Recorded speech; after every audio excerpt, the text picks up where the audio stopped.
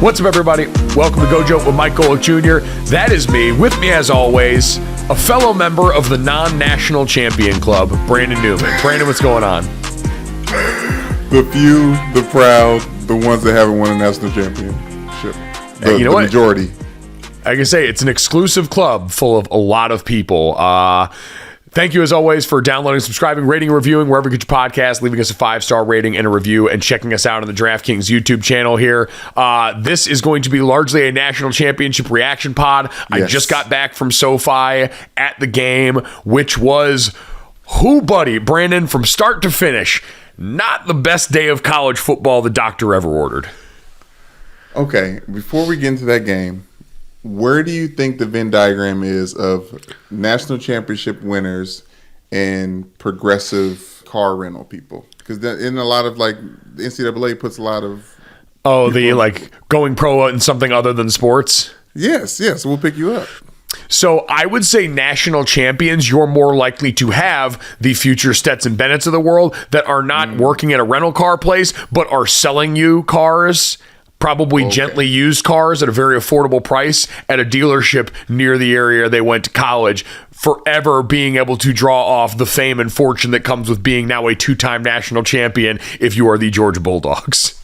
Hey, he might go ahead and open up a cigar place around the corner. Shit. At this point, Stetson Bennett, if you are going to be in the area anywhere around Athens or Atlanta, Georgia, I have a feeling you will be able to do no wrong. Like, that dude, Midas touch from here on out. Midas touch. There ain't much you can say about dude. Okay. I know we're going to get into the game, Mike, but it is a little bit like watching Magic or like David Blaine, where, like, I know I'm seeing it, but I don't. It's hard to believe what I'm seeing. Yeah, I want to have a conversation about Stetson Bennett. I want to have a conversation about where this Georgia team now ranks as, if anyone had missed it, the Georgia Bulldogs, or your 2023 college football playoff national champions, by a final score of 65-7 against the TCU Horned Frogs. And Brandon, on a rainy day in Southern California at a SoFi stadium that was not entertaining tailgating, this one from start to finish was thoroughly out of hand. Okay, so how LA was it compared to how college football it was? Because you've done a lot of both recently. Yo, I mean, this was, you know what? I said to a lot of people going into the game, because I had been to SoFi about a month ago for the Chargers and Dolphins Sunday night football game. And that was the game where it was eye-opening. I had never been to a Chargers home game. I put home in air quotes because that was a Dolphins home game. And I learned everything that people have been saying about that. And it's not to rub Chargers fans' nose in it. It's just the reality of the situation. That was Miami Dolphins home game in that stadium. And I said I was excited to hear what it was like to see an actual, like, fully throated crowd in that stadium, because both Georgia and TCU were incredibly well represented in there. It was like when you get to watch the Rose Bowl or you get to watch the Red River game and you see a perfect split down the middle of the stadium of colors, and obviously purple and red pop really well. Both really well represented, both very loud to start this game and in the immediacy before. I mean, TCU fans, at the beginning of this, as they're showing guys up on the video board, that purple was loud. When Max Duggan got up on the screen, the Heisman Trophy runner-up, that shit was loud in there. So they were both really well represented, and that part was incredibly college football. Everything else about it, you're in this incredibly nice state-of-the-art stadium. There hadn't been a lot of game day atmosphere around one, because as you know, getting to SoFi around Inglewood is kind of difficult. Doing it in game day traffic is kind of difficult, and it's pissing down rain all day. So all those things kind of lent it to a little bit more of a sterile sort of NFL type atmosphere going into the stadium. So you telling me the good people from Georgia and the good people from Texas traveled to Los Angeles and got rain? Yes. A lot of massively disappointed people from the south of the Mason-Dixon. Yes. and a semi-domed roof. I heard at the end of the broadcast that only TCU's side was getting rained on. Yes, it was really adding insult to injury, because SoFi is a canopy, so it's covered on top, but the sides up there are opened up a little bit, and so you get the breeze going through, but not much else. But once that rain started to kick up with the wind at the end, the entire top of the TCU section was getting absolutely thumped by rain.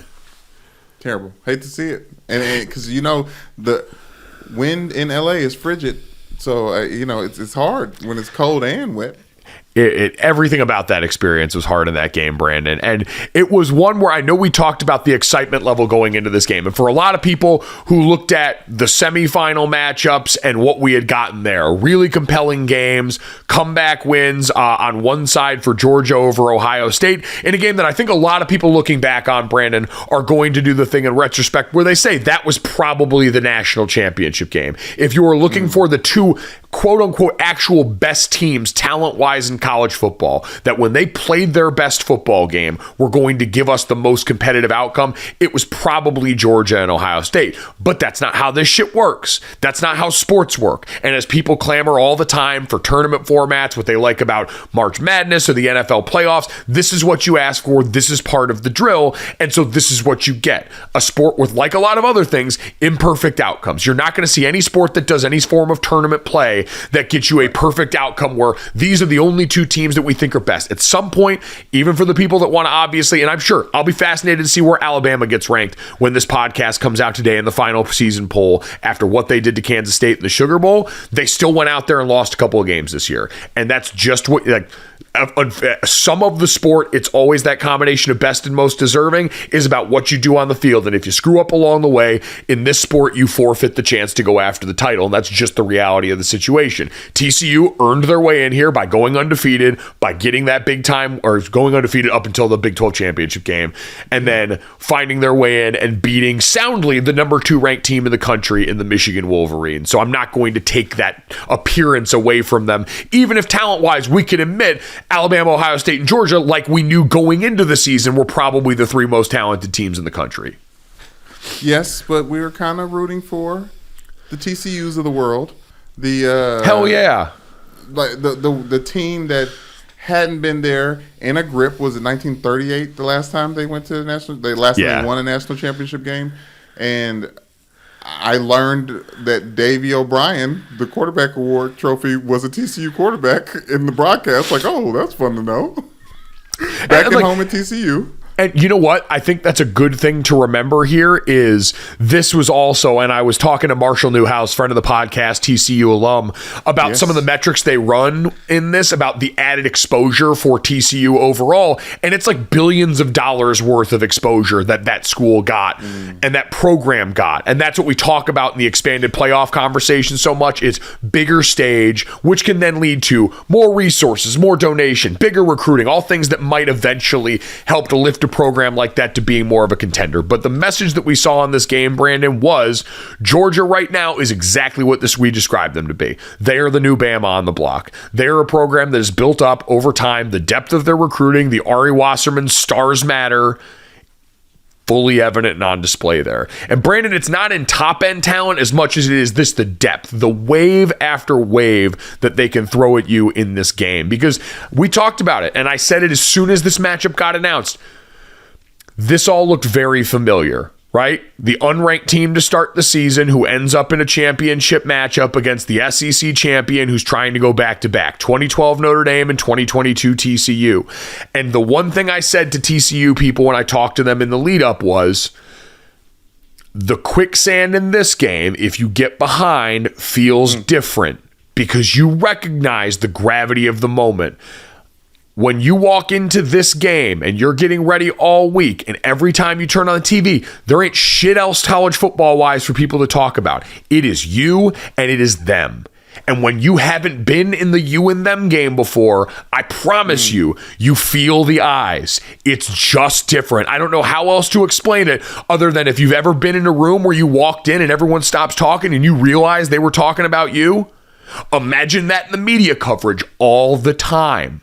They're talking about you, and you get in that stadium and they kick off and you see the flash bulbs like the Super Bowl and like the national title that you've watched on TV since you were a kid. You were, okay, Like, I remember, oddly enough, being the most calm I have ever been. The national title was the only game when we played in the BCS title. For anyone that doesn't remember, we played against Alabama in the BCS title, and probably the biggest ass whooping before this one in modern BCS and championship history. And that was the only game I started in that I didn't throw up before. Insanely calm after all the preparation. Wow. Insanely calm. Didn't matter, but was insanely calm despite knowing all of that until the bad things happened in that game. And for us, it was review on a first down for Tyler Eifert going out of bounds. They ended up saying he didn't catch it even though we thought he did. And then Alabama muffed a punt we almost recovered but didn't. And you only get, as the lesser talented team, so many cracks at this thing before the dam breaks. And for TCU, Brandon, I go back to in this game. It was in the first quarter of this game. TCU got all the way to midfield. It was like 3rd and 17. And I heard someone next to me in the press conference, in the press box, ask the question, if you pick up 10 yards here, do you think about going for it? And sure enough, TCU ran a play. At that point, I think they were only down maybe 1, maybe 2 scores. And they picked up about 10 yards on that play. And it was about 4th and 6. And they were on the opposite side of the field. They were in plus territory. And they ran the punt unit out on there.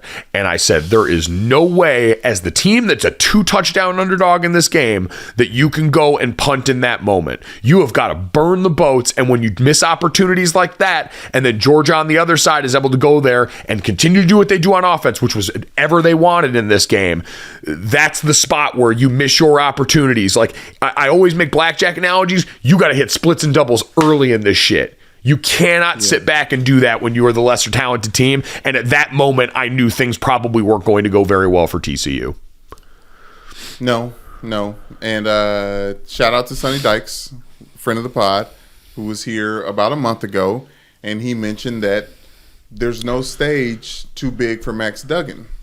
And at that moment, I feel like that may have been the case until we got to the national championship stage, Mike, where we saw him airball a couple wide open receivers a little bit careless. And I think the biggest difference is if you watched the show, or if you watched the championship and wasn't there like Mike, you remember Holly Rowe asking Kirby Smart, what are you going to do at the beginning of this game? Like, what's the most important thing? And he said, be aggressive. And then looked at her like, what next question? And that's exactly what Georgia was doing. And the fact that the punt team came out for TCU that early in the game when they were down 10-0 at that, I remember that, is a perfect example of TCU did not exude aggressiveness at any point in time in this game.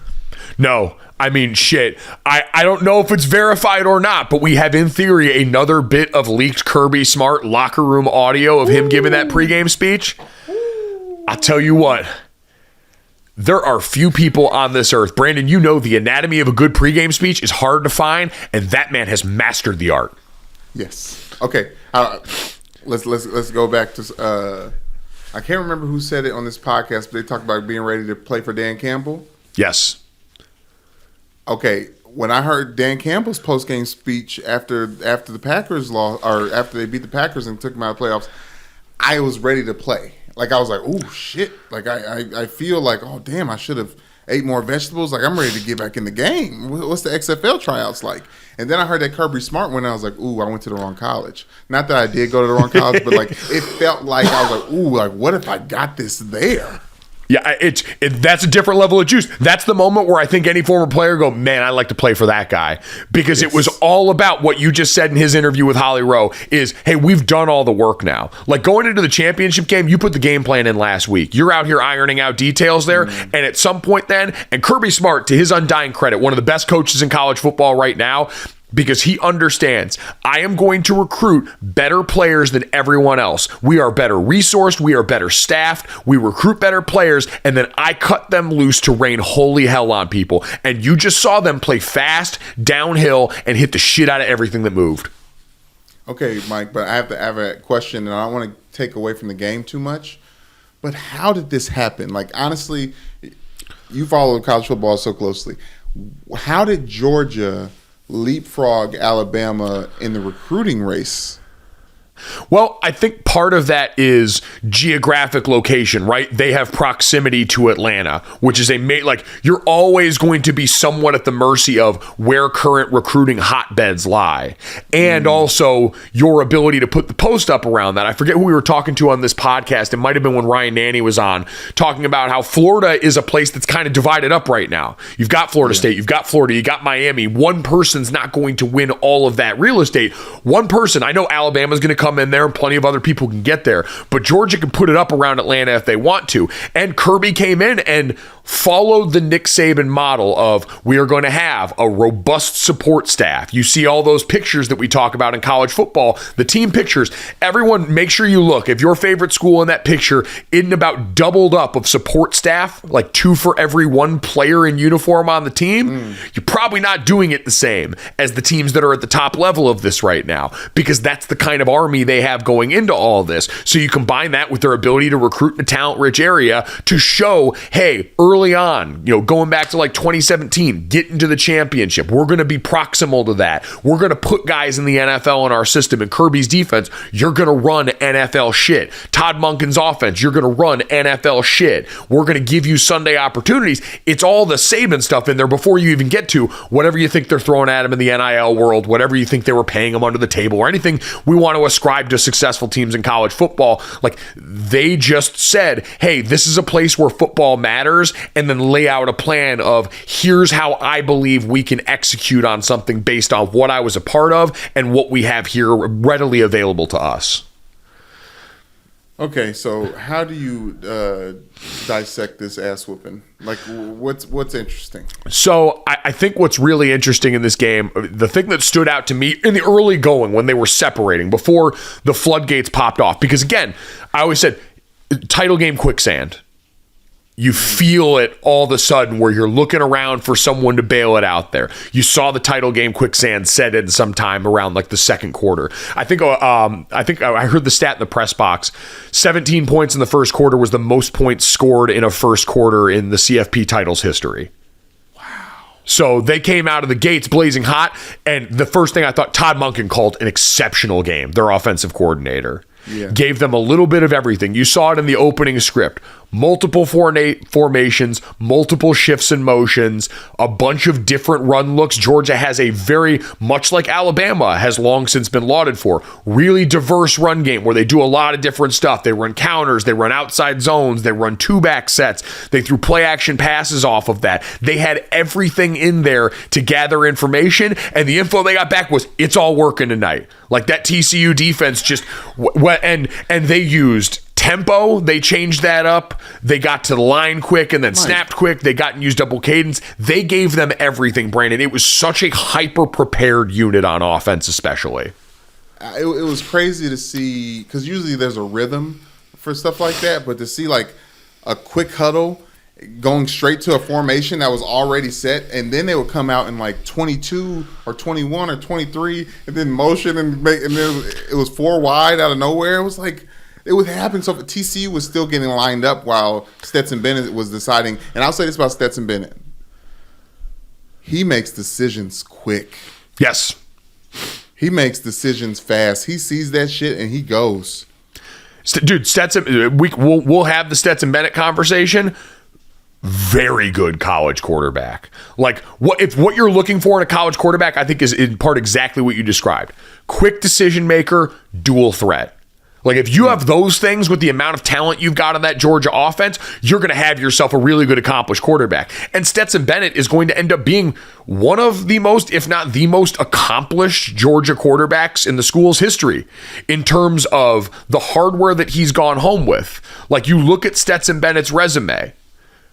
And both years they've been to the college football playoff now in the back-to-back years. The 2021 Orange Bowl MVP, the semifinal game they played in on offense. The 2022 college football playoff national title MVP. This year, Peach Bowl, their semifinal offensive MVP. This year, 2023 national title MVP here. He was the Burlsworth Trophy winner for the best former walk-on. 2-time SEC champion here. he's got all the accolades you could hope for, even if as we look at him, we obviously don't see future NFL star quarterback. Like, that's readily apparent to everyone. It's not a slight on the young man. It's the reality of the situation, but he maxed out his ability, and he was in a situation that allowed him to do exactly what you talk about. We saw his legs affected that game right away. Michigan fans had to be sick to their stomach watching how quickly Georgia got to the quarterback run that the Wolverines decided to put on the shelf until the third quarter in that game against TCU. It was unbelievable. I know we said we'll have our Stetson Bennett conversation elsewhere. We can have it now. Like, what?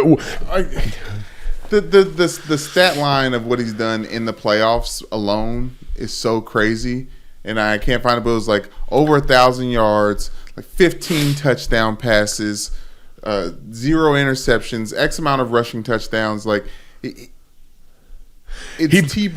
we're going to talk about college football Hall of Fame stuff later, right? Yeah. But it's Tebow-esque stuff. It's like, what was it before Tebow? Ryan Leak? Like, it was like, or Leaf, or whatever the shit was. It looks like it's coming from, I don't understand, that body. It's that body, Mike. It's that cubicle body making these plays that just has me confused.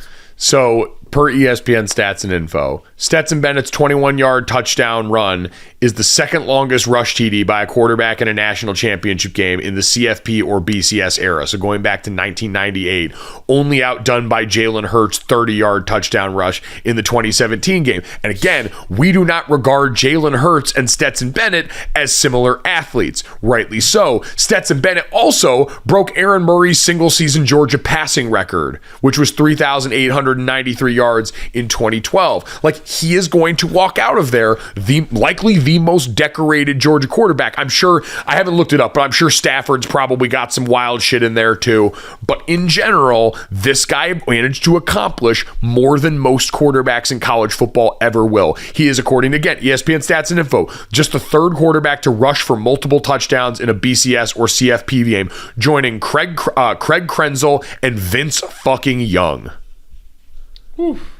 So, yeah, like an unassailable resume, even if, like, we can all have the honest conversation. He is not going to be a starter in the NFL. That is not a world that I am going to entertain. But he can probably stick around and be a backup. He can probably cash some checks for a while before he becomes Stetson Bennett, the owner of a fine bunch of Kia dealerships or whatever the shutdown fullcast bid is around the greater Athens area.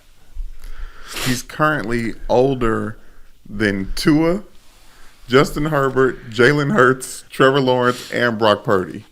Right? Bro, he's a grown-ass man handling his grown-ass business on this grown-ass team. That is what Stetson Bennett did in this game. It is. I jokingly tweeted during the show, but I was like, the fact that he is not afraid that any of these offensive linemen will eat him shows how much trust he has in those guys. Like he's looking up at walls around him. Again, if you've got that little guy on a team full of the Monstars, imagine the shit he has had to do to earn their respect along the way. Brandon, the other part of this, it's ironic that we talk about old man Stetson Bennett. In the same breath, we're going to talk about the other, like, impressive offensive force in this game, which was Brock Bowers. Oh.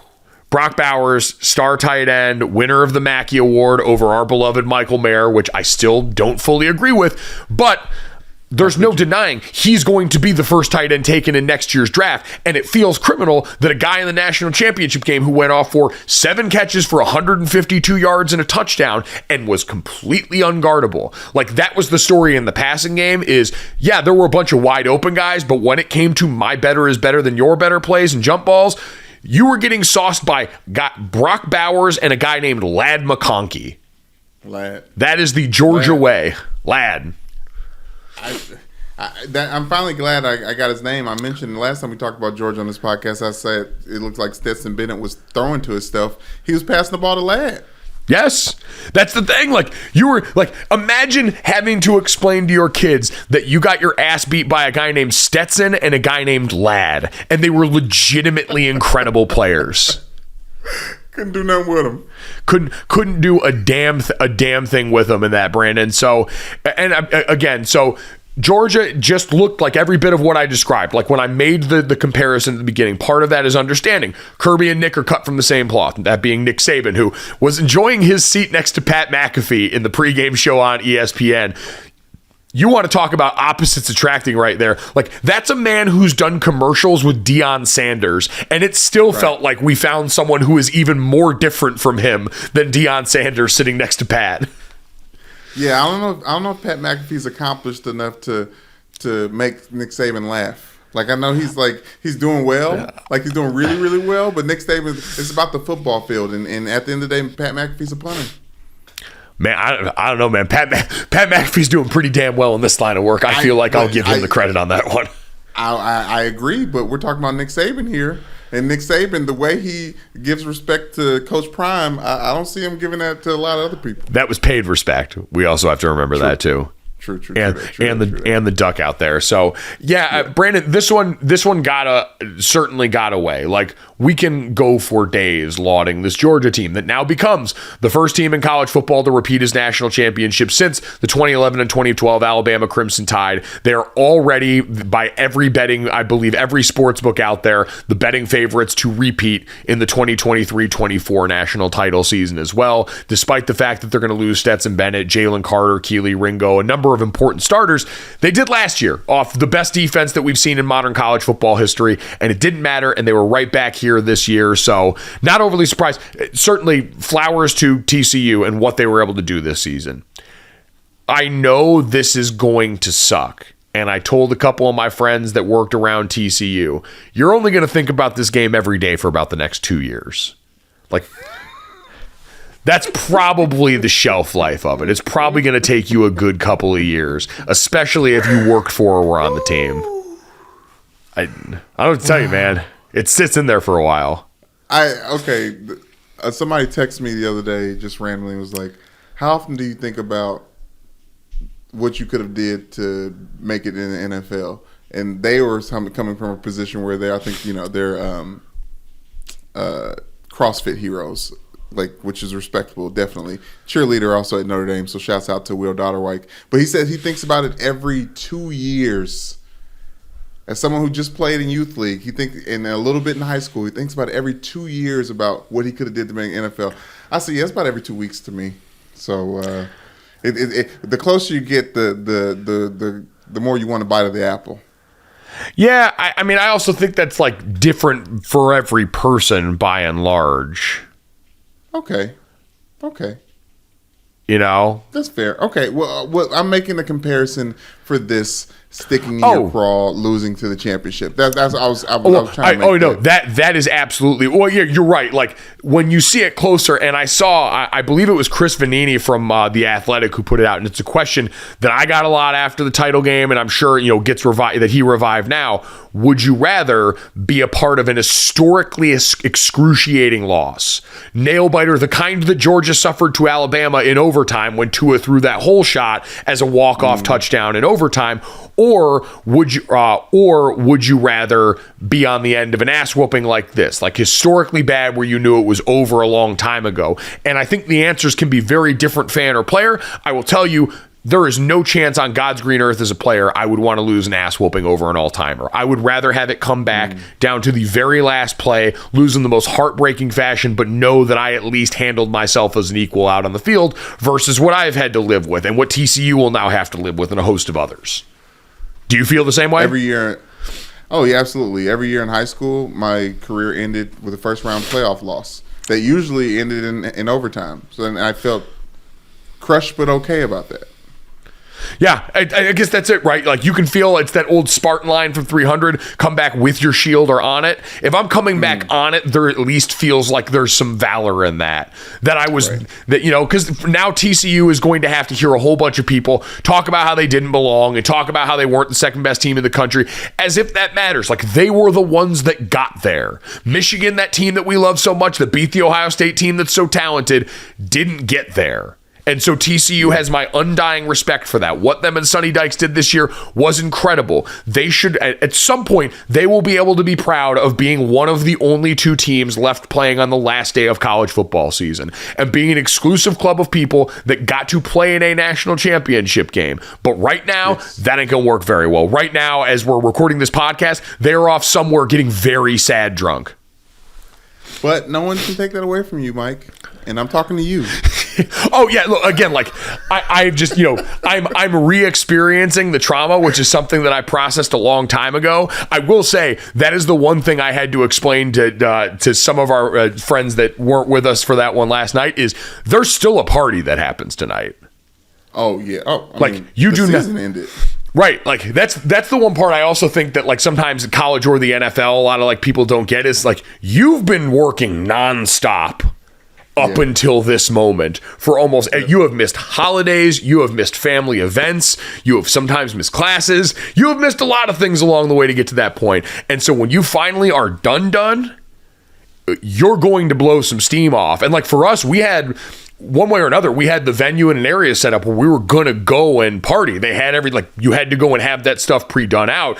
We just had, less celebratory music played while we drained a bunch of beers wherever we had that set up in Miami. It was still a very long night. It was just a night where you're arm in arm talking about, man, what an incredible, because I had, there's not much to say in the locker room after that one. It's like, hey, incredible job this season. Seniors, thank you for what you've given to this program here. Everybody else, we'll see you when you get back on campus. Like, there really isn't shit all to say after a game like this.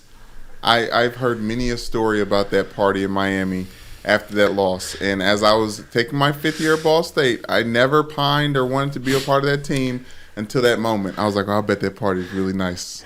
I bet that was a really nice, sad party. Our buddy Pat McKillen, who played a lot of gigs around, it still does around the Chicago and Notre Dame area, plays a ton of pep rallies, was a few years older than us, played a set there. I went back, so I had grown out my beard the entire season that year, and I said I was only going to shave it once we lost, and we just happened to go on the undefeated run, and we finally lost. It looked like a cat in the garbage can in our hotel room.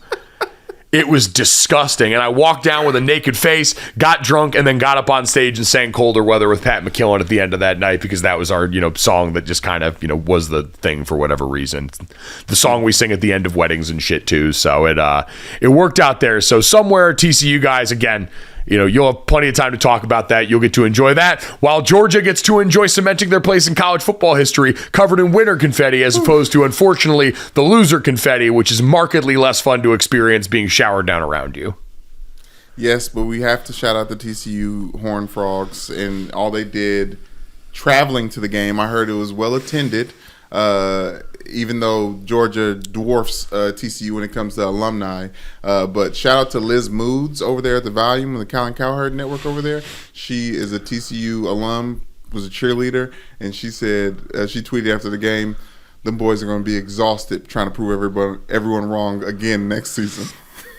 Because you have to continue, for the team that didn't make it, you have to continue to prove people wrong because there's a lot of people that still see TCU as, whatever we saw TCU as before they got to the national stage. Which I think is dumb, quite frankly. Yeah, that's the way it is, though. Well, listen, they did that to Notre Dame. They did that to Notre Dame, too. I get it, but that's I don't know. I hope that history will be kinder to TCU. I get there's a lot more baked in with Notre Dame, right? Traditionally, we're one of the teams that are supposed to be there. That is not right. TCU. What they accomplished is special, and they did it in year one of a new program. It's insane the way they went about going and doing that, and so that deserves a ton of credit. Even if, as people look at this, people are, I'm sure, going to line this up as another reason why expansion is dumb in college football. It's never been about competition. It is about money and eyeballs and keeping more people engaged.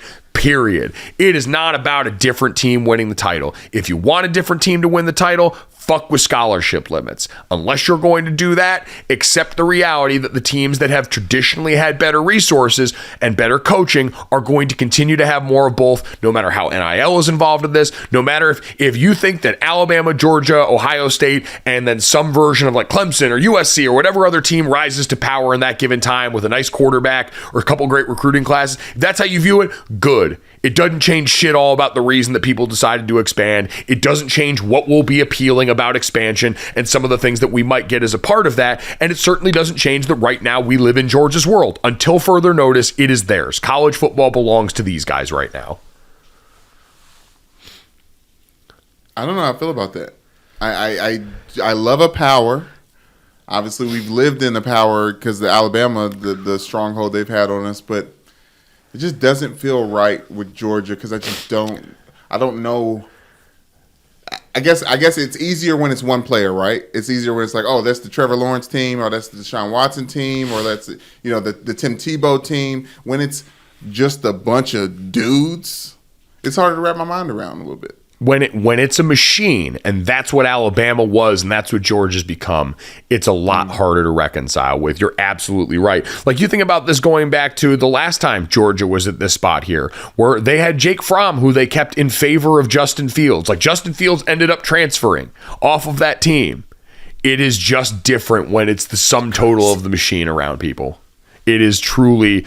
But you know what, Brandon? Like, I think we generally like to know who the measuring stick is in the sport, right? Because then it allows every game they're a part of to feel big. It allows us to kind of know based off them. And so I think while the shift in power is a net good, I think this felt inevitable. It was so interesting watching Georgia fans process this, because remember how close last year was. And you saw Georgia fans not have to sweat this one out at all. It had to be an incredible change of pace where you went from a team trying to exercise years of demons to now one that waltzed in and expected to wipe the floor in this game. Yeah, but I've told you, Mike, I don't like blowouts. I don't care if I'm a fan of the team. I'd rather a good game. And I bet some Georgia fans were missing a good game.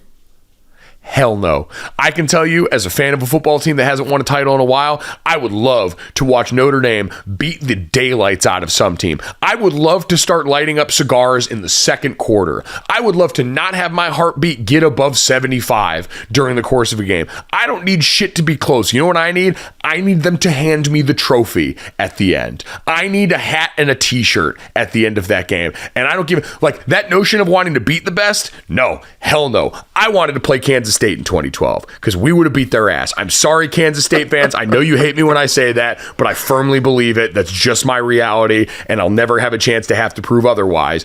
I wanted that. I didn't want to have to play Bama in that game. Screw that. You did, though. Yeah, we did. Brandon, before we get to this, that, and the third and some NFL stories, did want to read some impressive numbers from this matchup here, because this was truly an all-timer in a lot of ways. So let's start with this. Georgia, this is all according to ESPN Stats and Info. Georgia has scored each of the last 42 points in this game. It was the longest uninterrupted scoring run in the BCS and CFP championship game history. Georgia, when they had scored only 58 points, had scored the most points in a BCS or CFP championship game in history. The 65 points they ended up scoring were tied for the most points a team has ever scored against an AP Top 5 opponent. The only margin of victory over an AP Top 5 opponent came in 1994 when, oddly enough, number 1 Army beat number 5 Notre Dame 59-0. Ooh. Yeah. How about that? What do you mean, Army beat Notre Dame? Yeah, back in the 1940s. That was when the service caddies were really doing their thing. This one, Brandon, Georgia, their 1-point victory in the semifinal game over Ohio State was the narrowest margin of victory in college football playoff history. Their 58-point margin of victory in the championship game was the largest margin in college football history. Georgia's 29 wins are the most in a 2-year span in SEC history and are tied for the most in a 2-season span in major college football history. They are the 5th team in major CFP history to go 15-0 or better. And Brandon, this one's the one that really fucked me up. This is courtesy of Matt Brown, not the extra points Matt Brown. This is the Matt Brown that works over at The Athletic. TCU in the playoff gave up 110 points between the semifinal and the final. Alabama in the 2011 season overall gave up 106 points. Ooh. That's why Marlon Humphreys said Alabama should have been in that game. They shouldn't have. Right. But a lot of Alabama fans are chirping that. I'm sure it's very easy and fun to say that now because, again, they do probably have one of the three most talented teams. You got to win the games, and you didn't win the games, so you don't get to do that. Mike, I can't. The fact that those two teams, they talked about how different the teams were, right? The fact that the second one was better is crazy. Talking about these two Georgia back-to-back championship teams. Like, that's obviously you can talk about the opponent, which you have to, but damn. That'll be interesting how we measure these teams. You don't think so? The defense is not the same. No, the defense last year was an unstoppable force of nature's fury. Right, but still, they still got scored on versus the 7 points that will be in the record book for this national championship game. Oh yeah, I get it. Like, and I understand they'll have that, and they deserve a lot of credit for that. Like Keely Ringo and a bunch of those guys got talked about in a very different way after how they responded against Marvin Harrison Jr., who's a transcendent talent. They went up against a really good player in Quentin Johnston this game, and Max Duggan missed a couple of throws on the run that he had to hit early in this one. But overall, that defense executed at a really high level. They are not the 2021-2022 Georgia defense. They just aren't. So... But it'll be, regardless, they're in rarefied air now already. And Brandon, you brought this up to me. The moment with Reese Davis after the game that he talked about on the hit with SVP. What did Kirby Smart do down on the field that he talked about? So SVP was talking to Reese Davis, and he said Kirby Smart had just left the field at the end of the game, and he was talking to some Georgia fans that was in the crowd and did the one and then put up the 2 because they just won 2 championships, and then threw up a third. Mike, he signaled 3 to the Georgia fans, and Reese Davis reported that the fans in the crowd went nuts at him throwing the 3 up as he jogged off the field. Master motivator. That guy gets it, man. He gets it at every level that you need to get it as a coach, as a tactician, as a motivator, as a recruiter. All of the above. It is staggering. And again, there's no reason to think they will not be back here in similar. And that doesn't make me any less excited. Like, that doesn't dull what this college football season was at all to me, right? Because we've been used to, it's robbing Peter to pay Paul. It's playing blackjack at the same table with your family.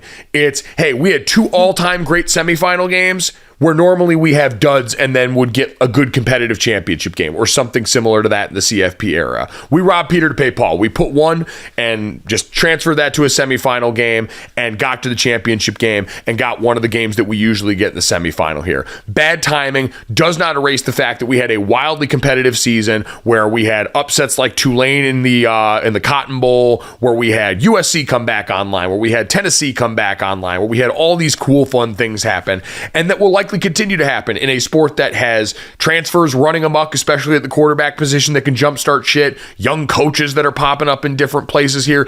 It's an exciting time, and Georgia starting to cement itself as a possible new dynasty, I don't think makes that worse. I think that makes it fun, and I think it makes it exciting because now we're dealing with a new team that has finally risen up and taken the mantle from Alabama versus Clemson part 1 through 4 that we saw in the initial round of the CFP. But I have a very strong problem with that team being an SEC team, Mike, because what is it now, 4 years in a row SEC champions, and that's the longest streak any conference had gone in this era. I had SEC already has just a stranglehold on college football. We know they're the best. I have an issue with a different team just being another SEC team. Someone's got to step up and do something then. And again, part of this is always going to be geographical recruiting hotbed regions, all these different things that we talk about. But at the end of the day, what I enjoy about college football, and this is, I think, where it differs some from most, because when people do that thing where they talk about like college football versus the NFL, we talked about it. The NFL is excellence. College football is chaos. But I do love in these stages seeing excellence. And that's what you see with this Georgia team. It is mastery of their craft. It is otherworldly preparation, and it is excellence on display. It's future NFL players. These guys are on loan from the NFL at Georgia. And there is something really exciting about watching and seeing, all right, amidst all the chaos and the fun and the pomp and circumstance of this sport, how well it can be played by teams at the highest level.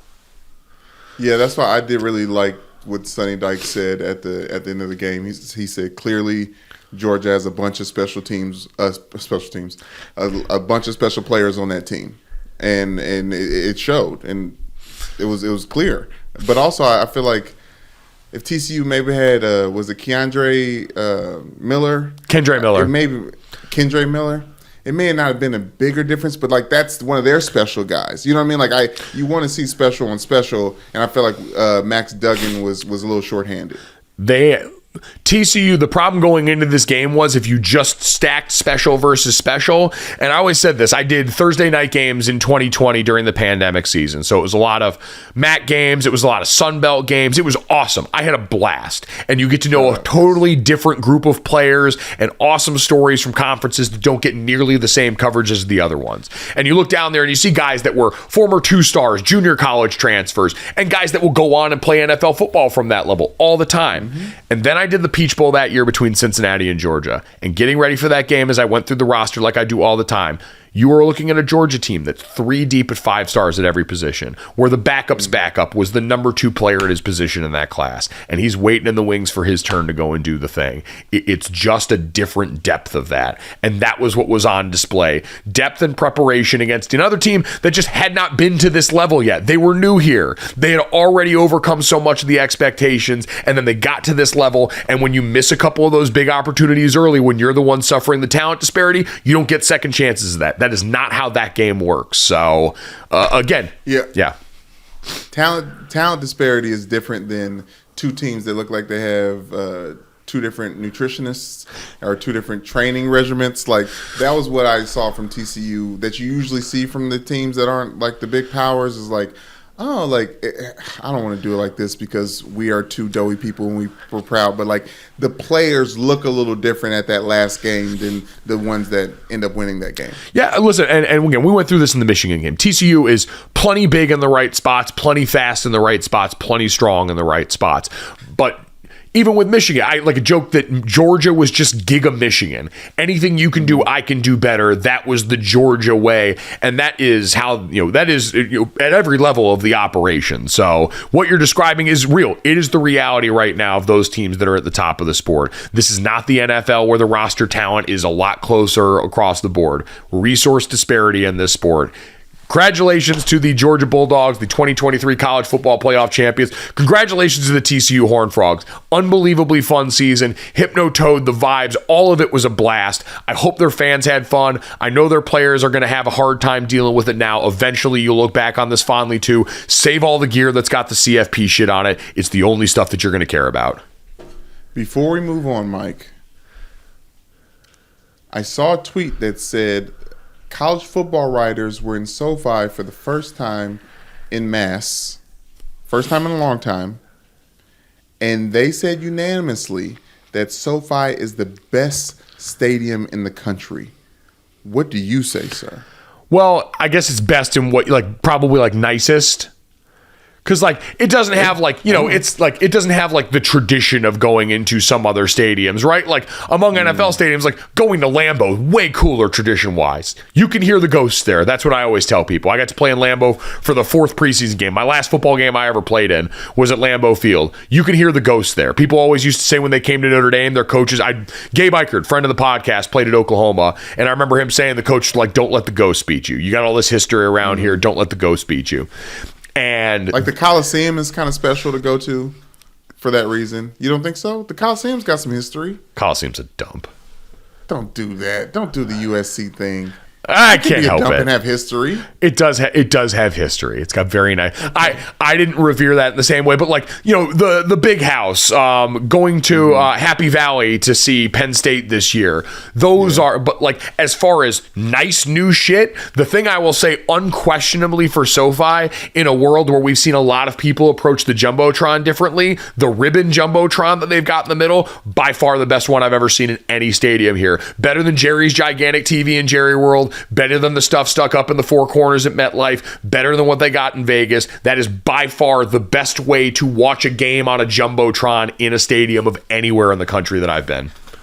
And they have video inside and outside of the ribbon? Inside and outside. There is no bad angle for that thing. No matter where you are, you can see a clear shot of that video. It is incredibly well constructed, incredibly pretty to look at here. The whole stadium's pretty. The press box is dope because they got a great dessert setup that's a lot like the snack thing that you see at the movie theater. It's incredible. I also heard they have outlets for chairs to plug your phone. Yeah, that was one thing that started at Mercedes-Benz in Atlanta that I noticed when the 27 title with Bama and Georgia down there you were never more than, I believe, like 6 or 8 feet from an outlet at any time. They wanted you to be plugged in no matter what. So that place was incredible, even if it looked like Optimus Prime's butthole from the sky. Okay, enough about SoFi. All right, enough about SoFi. Congratulations, college football season. Don't cry because it's over. Smile because it happened. It'll be time for talking season before we all know it here. But Brandon, now it's time for a different kind of season where I ask you the question. By the way, it should be noted too as we bet the title game here. The under did not hit. Georgia hit the over all by itself in this game, which is terrifying. But Georgia minus 12.5 was what I expected going into this game. And so split 1-1 on the bets for the title game. Are you going to take these very detailed college football playoff notes to another podcast? Because these are great. I'm just looking at our doc, and I was like, "Ooh, yeah, I remember that. Oh, I remember that." Yeah, no, I was going off for a while that game was still close because, again, there were a lot of really cool things that happened to this game. It is fun to look at the trends of all this. Feel free to disseminate those at your leisure if you are looking forward to it. In the meantime, Brandon, do you know what time it is? The party was nice. The party was jumping. Yippee-I-O. Oh. For anyone that has never heard us talk about it on this podcast, when Charlie Weiss was our head coach at Notre Dame, we got to make our pregame track list for the stadium, what plays when we're warming up, going out to the field, what everyone gets to hear. And we would go and we would draw and write up names of songs on the whiteboard that we all wanted on there. And Charlie Weiss, who had come over from winning a Super Bowl with the New England Patriots, said there was only one song that he needed to have on there because it had been on their pregame track list with the Patriots, and it was Who Let the Dogs Out. And I love Coach Weiss forever. That man gave me a scholarship. He's someone I still talk to this day, but it was really hard to look the other team in the eye when Who Let the Dogs Out came on and we were in the middle of partner stretching. At that point in time, we were only about 10 years removed. Yeah. That's one, as Swag Surfing and plenty of these other songs, Who Run This Town Tonight, still get played in stadiums. Yes. I haven't heard Who Let the Dogs Out lately. That one may finally have been lost to the sands of time of stadium jock jams. I guarantee you it's going to fall around Stetson Bennett. Stetson Bennett, wherever he goes for these next couple of days, Who Let the Dogs Out. In this game, ironically, they both let the dogs out, and then late in the game when they put in backup quarterback Carson Beck, called the dogs off. Very respectful. As always, we appreciate if you download, subscribe, rate, review Gojo wherever you get your podcast. Leave us a 5-star rating. Leave us a review. Tell Brandon what a great job he did letting the dogs out. Brandon, let's get some NFL news in this, that, and the third, and start with this. The Arizona Cardinals announced that they have fired head coach Cliff Kingsbury yesterday, as well as GM Steve Keim stepping aside. He had been already taking a leave of absence from the team. And so going back to this offseason, they had signed Cliff Kingsbury to an extension that went through 2026 with a team option in 27. They had signed Steve Keim through an extension that also took his contract through 2027. His has been a health-related leave of absence. And they signed Kyler Murray. Now only one remains with the Arizona Cardinals. Mike, when did this happen? Because some are saying as soon as the homework clause got put into Kyler Murray's new extension contract, it was going to be curtains for either Steve Keim and Cliff Kingsbury, or either or. But we know they're kind of a tandem deal. They're buddies. But obviously Steve Keim is stepping away for health reasons, is what is he saying publicly. But I don't know, Mike. I feel like this was always going to come, but I I just feel like they need to clean house completely. Like, this is one of those things where you might as well let Kyler go too, or see what exchange him for parts. Well, so I think the difference I know is he's just special. Well, it's financial disparity though. They've got too much money tied up into Kyler Murray versus what they had tied up even for extending a quality coach or what you thought was a quality coach and a GM. It's just different than the money you've spent on a quarterback and what it entails at that position. Because I'm sure the way they looked at it again is he costs more than the rest of them. He plays a position that is comparatively harder to find talent at, and this coach who came into this job after a subpar record at Texas Tech in college is someone that clearly at the end we heard from the reports that started to come out, which seemed like they were coming from Cliff's camp, that those two weren't getting along. We saw some of that animus on display in the preseason. They had to try and mix it up because the Cardinals have to try and salvage their investment. That's the bottom line of this. Whether it's a good idea or not, I don't really think we're going to see a ton of high-end success from Kyler Murray based on what we've heard about him and his role in a lot of this. Beyond a certain point, he's incredibly talented, incredibly gifted, but they've got to try. That seems to be what this is for the Cardinals, is we've got to try something, because much like we talk about with Russell Wilson and the Denver Broncos, there's not moving on from this guy right now. No, but you can try so hard, but the guy who's talented on the field, when he ends up, he can't not be talented on the sticks either. You know what I mean? Like when you're someone's such a savant that they have to spread everything at all places, they're not specifically good at that one thing. And that's what the Cardinals need Kyler Murray to do. They need him to put the baseball down. They need to put the PlayStation down, and they need him to just focus on throwing the football, and he refuses. I thought you were going to say you tried so hard. I thought you were going to say you tried so hard and got so far, but in the end, it didn't really matter, and that you had to fall to lose it all. Ooh. But in the end, it didn't really matter. In the end. I can say, this could be Cliff Kingsbury saying to Kyler Murray, I put my trust in you, pushed as far as I could go, and for all this, there's only one thing you should know. I put my trust in you. You got to say it again, yep. Pushed as far as I could go. For what? And for all this, there's only one thing you should know. I tried so hard and got so far, and in the end, I finished my Cardinals career with a record of 28, 37, and 1. And I already saw someone put it out there, so let's just go ahead and embrace it fully. I believe, actually, this was Stats of War, our friend Parker Fleming, who had joined the podcast. Cliff Kingsbury, future Alabama offensive coordinator.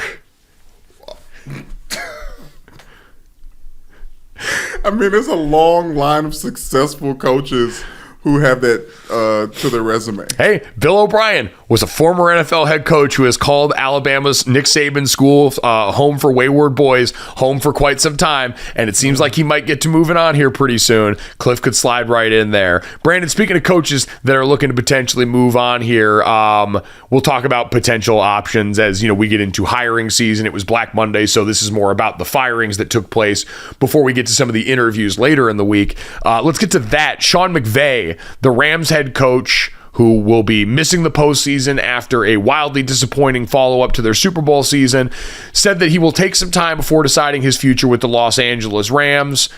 He said, because I don't get the sense in the least bit that I'm done coaching. It's just a matter of what does it look like as it relates to the immediate future is more what you're really working through right now. And Brandon, I saw Mike Florio from Pro Football Talk say a lot of this was about him not wanting to be a part of a rebuild right now. I likened it to UI Goku yesterday. The first time you cross over to the realm of the gods, it's pretty hard on your body on the back end. They crossed over into the realm of the gods, they touched that Lombardi trophy, and now they're coming down on the other side, choking on their own blood. And Sean McVay is looking around and saying, this is really hard, and the work I am used to doing, I am used to putting in a ton of work and seeing the outcome of that. He has been a rampant success since he took over for the Rams as a 30-year-old, and now he's seeing how the other half lives, and he's a guy that's got a bunch of options, and people with options that are good at what they do are going to be able to get whatever they want out of this situation, and that's just kind of the reality. It's true, Mike, but it's a terrible look for us millennials.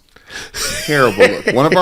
One of our most successful NFL head coaches, like won a Super Bowl, right? What is he like? Is he second or second youngest after Mike Tomlin whenever he did it? Anyways, for him to have the success he had on the football field, and then he just needs to take a little break. He needs to take a gap year, Mike. Bill Belichick is somewhere cackling and rolling a blunt. Like, he's like, this is silly. Well, you know what, though? It is kind of the difference. And I've heard a lot of people talk about this last year when Sean McVay was mulling retirement, of the differences in generations. Like, these guys are approaching different burnout a lot like our generation is, which is not chasing it, which is not saying that working harder through not feeling great about everything and the way the process is going right now is what to do. He's a guy that's looking around and saying, man, people want to throw me a bunch of money to potentially go do TV. I've made enough money to where if I wanted to just sit back for a while, enjoy being married, enjoy being rich and young, and do all that, I can go and do that. And I'm so good at my job, eventually someone's going to take me back on the other side. And while it's off-putting for a lot of people to hear, because most of us aren't good enough at what we do to do what he can do here. And that's usually where the source of a lot of the anger comes from, when in reality, if most of us could, we would. But we can't, so we don't. And that's just the harsh truth of that, is Sean McVay, if he does decide to step away, whenever he wants to come back, someone's going to bend over backwards for him. He's pulling the old Urban Meyer. Speaking of college football. Yeah, I mean, listen, there is some of that too. He's just not going to like talk about an ailment as the source of that before he takes a year off for TV. So good. Yeah, but yes, I would say this. I think he'll be missed. If he does take his time off, he will be missed. Not necessarily in like an X and O's things, but he's been a part of the fold ever since that first failed Super Bowl where he admitted that Bill Belichick like really effed him up mentally in like the media press conferences and all that stuff like that. I like him. I want to see more of him. Oh, I believe in him. I think we will. I think if he does step away, we're going to see him on TV. He clearly likes it. He's enjoyed it. He's talked about that. And again, someone's going to be able to willing to pay him handsomely because he's got rare insight into what it takes to win at that level. He's one of the bright young offensive minds, and he's a really good communicator. He's a really good personality that's going to pair well with TV wherever he goes. Like, that's just the reality. The dude's got options, and man, having options has to be cool. I mean, yeah, especially when you're that handsome and young. That is true. So we'll keep an eye on that one. We've got that. I mean, we've got Aaron Rodgers mulling retirement also, who, not really the same set of options, right? Obviously, the contract situation's different. But Brandon, do you think neither or both of those guys back next season? I think yes. I'm sorry. I just thought about both of them being in with the 49ers, and my brain broke a little bit. But I can't. Yeah, both of them are back. It's the drug. I think Tom Brady showed us just how hard it is to actually stay away. And even if one of them do decide to be, well, quarterbacks can't come back like Gronk do in the beginning of the season. But if there's enough injuries, I guarantee you, and they get their number called. But I just don't think Aaron Rodgers wants to do anything else but play football.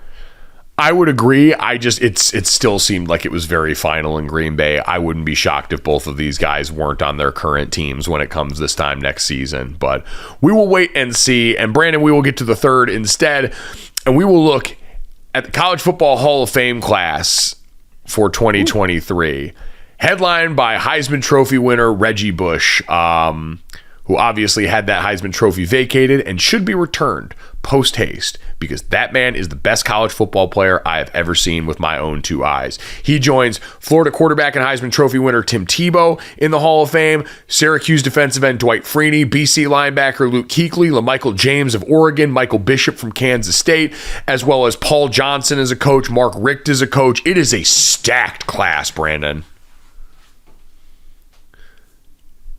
Brandon, for the YouTube audience right now, is Tebowing. For the people just listening, you will have to enjoy this one via audio. He's a legend, Mike. He's a legend. One of the best tight end quarterbacks ever to play the game. He deserves to be in the College Football Hall of Fame. I remember seeing him for the first time on Two-A-Days. Remember that MTV show about high school football? Ooh, goodness gracious. I'm talking specifically about Tim Tebow. Shouts out to that soft-spoken young man and making the College Football Hall of Fame. But Reggie Bush, obviously, is, like you said, the lightning bolt of that class. It was cool. I got to meet Reggie Bush at the game tonight, and like we're fortunate in this job. You get to be around a lot of people, meet a lot of people, and in the world of sports, a lot of people after a while I think become pretty accustomed to it. That was freaking cool. Like getting to meet the guy that, again, without question, I never waver on this answer. In my lifetime, he is the best college football player I've seen. Nobody did the things on the field or made me feel the way watching the game, even as someone who hated the team that he played for. Nobody did it the way that Reggie Bush did. The single most exciting, the single best college football player, Vince Young, Tim Tebow, all the other people who want to throw at me are great players. They're not Reggie Bush in my mind, and that is just not a hill. That's a hill I will gladly die on. He returned kicks and punts, Mike. Bro, entirely too well. Yeah, like it was very gifted. I met him. I did a podcast with him around 2017, 2018. I had a Kanye West sticker at the time on my laptop, which I covered up with a Black Panther sticker because I think Reggie and Kanye has some history, if I remember, around a specific person. So I didn't want that smoke. So that's my Reggie Bush story. Smart move on that one here. For a full list of the Hall of Fame class here, again, stack Eric Berry, the former DB from Tennessee, freaking mutant. Michael Bishop, the quarterback at Kansas State. Reggie Dwight, Robert Gallery, the former offensive tackle from Iowa, one of the top picks in the draft back in the day as well. LaMichael James, we mentioned. Derek Johnson, the Texas linebacker. Bill Collar, the D tackle from Montana State. Kuechly, Jeremy Maclin, the wideout from Missouri back in 2007, 2008. That's good. Yeah. I didn't know they were giving out. He was special to me, but I didn't know he was college football Hall of Fame level. Terrence Mathis, Bryant McKinney, who is to this day one of the biggest men that I have ever seen in my life. Yes. The former Miami tackle. Corey Moore from Virginia Tech. Michael Stonebreaker, Notre Dame's very own. Three-time All-American. Tim Tebow, Troy Vincent, the Wisconsin defensive back. Bryant Westbrook, the former Villanova running back and Philadelphia Eagle great. And D'Angelo Williams.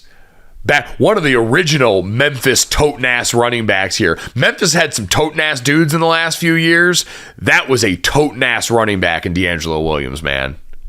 Yes, that class is star-studded. I have to mention Eric Berry as Champ Bailey light when he finally hit the scene. It was. Yeah, those guys really did make up college football for us as well. I know we mentioned about the pro football people, but the coaches, Monty Carter from Lakeland, Paul Johnson, former Georgia Southern, Navy, and Georgia Tech coach, Roy Kramer from Central Michigan, and Mark Richt, Georgia and Miami head coach, who is a stellar human being, did a phenomenal job at those stops.